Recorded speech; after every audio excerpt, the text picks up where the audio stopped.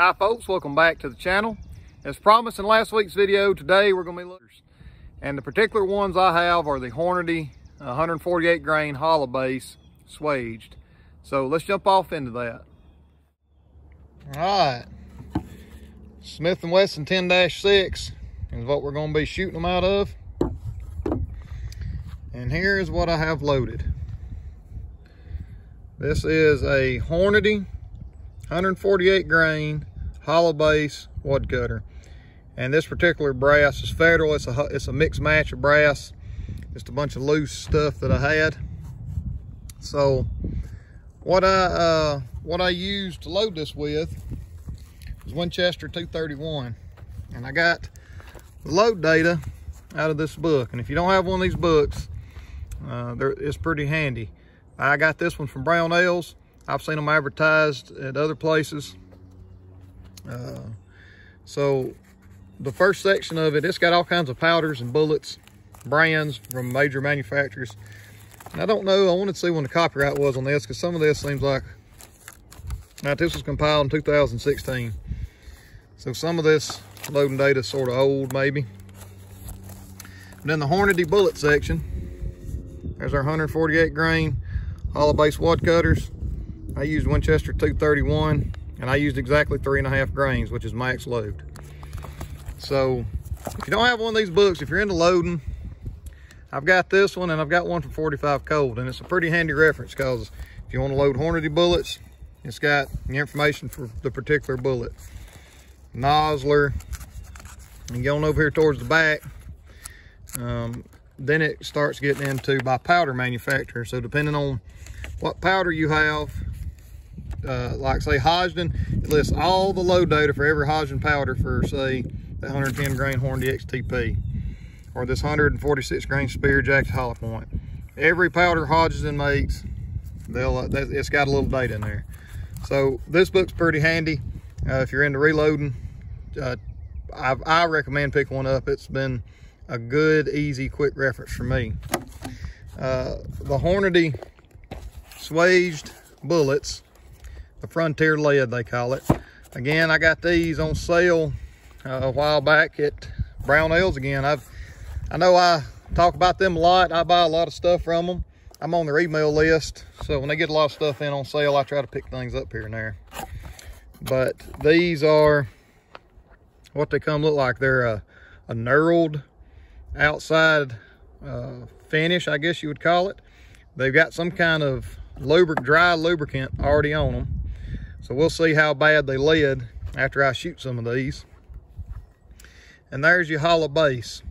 The theory behind the hollow base is when you fire this, it expands that base out to form a perfect seal on the chamber, and I mean on the barrel bore, excuse me, and increase accuracy. So we'll see how accurate they are, or how accurate I can shoot them. There will be a video.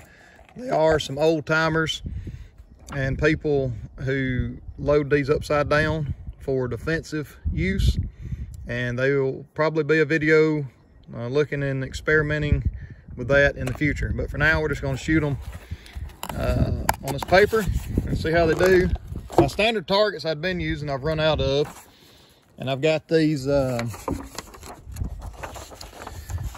NRA official 25-yard rapid fire target. It says down here it's a competition and training target. This is what I got, so this is what I'm going to shoot. I prefer ones that's got a diamond, but I'll try to hit that X, that bullseye, as best I can. So I'm gonna get my chronograph set up, get my target set up, and what I plan to do today is I'm gonna shoot 6 from the bench, see how they chronograph and how accurate I can get them from a bench. And then I'm gonna shoot freehand. I'm gonna shoot 6 double action two-handed, or supported, I guess you would call it. And then I'm gonna do 6 single action. So let me get everything set up and we'll jump off into it. All right, I have my target at 25 yards. I'm gonna do it single action off a rest right here through the chronograph and see what kind of numbers they pull and what kind of accuracy I can get this morning.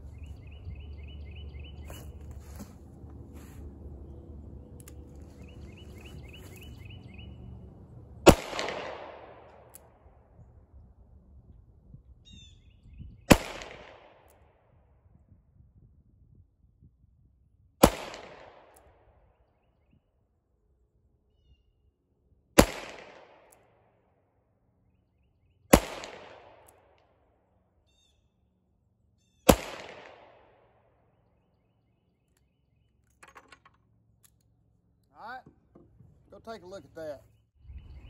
All right, so it looks like it hits a little bit right. I got 3 right there. It's within an inch. These are 1 inch lines here. So I got 3 within an inch, and I had 3 spread out there, and that's probably me. But it looks like with those particular bullets, I was holding the sights right in here best I could. Looks like they hit a little bit right with those fixed sights. Let's look at the numbers on it. Averaged 842 feet per second. Spring spread of 24. Standard deviation of 8. So 3.5 grains of Winchester 231 with a Remington 1.5 small pistol primer. Looks like it's a good load, and I can probably work on my shooting and get that a little better. All right, I've got this set up at 15 yards. That's my general target setup I have now. I use pallets. You can see my stack of pallets there. That tends to work good for me. So let me step down here and we'll shoot 6 of them, two-handed, double action.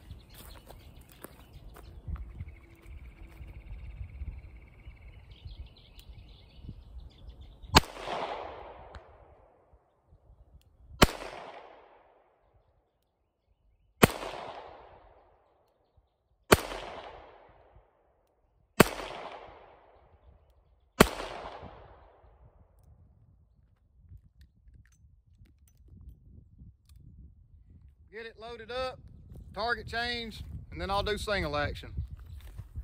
All right, let's do single action, two-hand.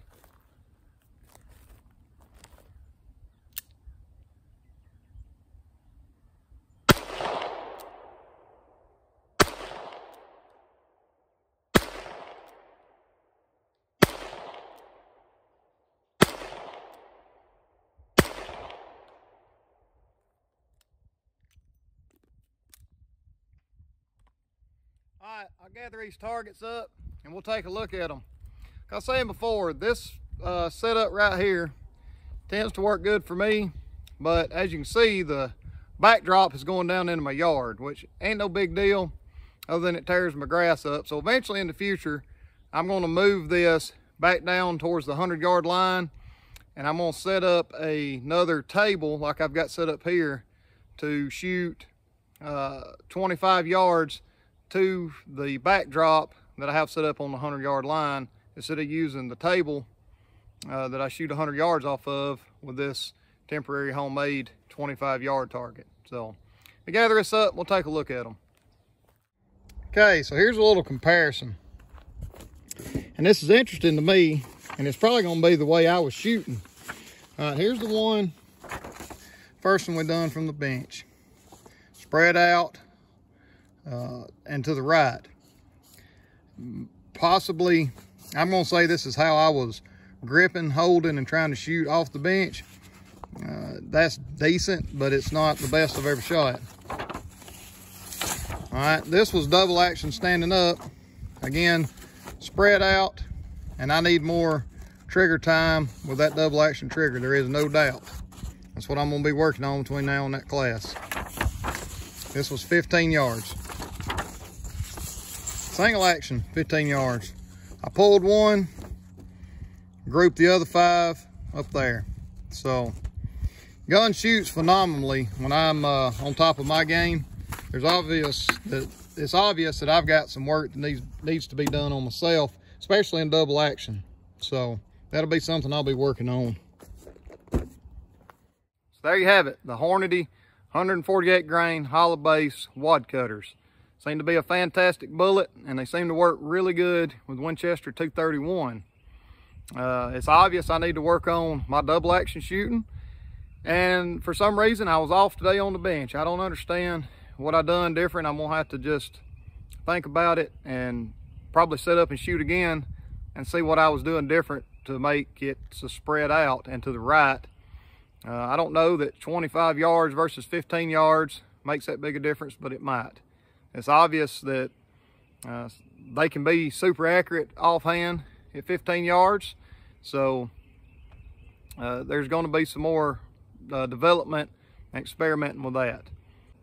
I look forward to bringing y'all more of this. I've got some more of these Hornady swedge bullets in different styles, semi-wad cutter hollow points, that'll be for the future loading. There'll be more on that. I've got some jacketed bullets I plan on loading and doing some more, so expect a whole lot more from 38 Special. If this is your first time visiting my channel, I'd ask you to like, subscribe to me, check out my other videos. Check me out on Instagram under the same handle, J_C_hunt, excuse me. I'm all the time posting sort of the behind the scenes, loading and having general conversation over there. And as always, I appreciate y'all. Keep learning, happy shooting. Thank you for watching.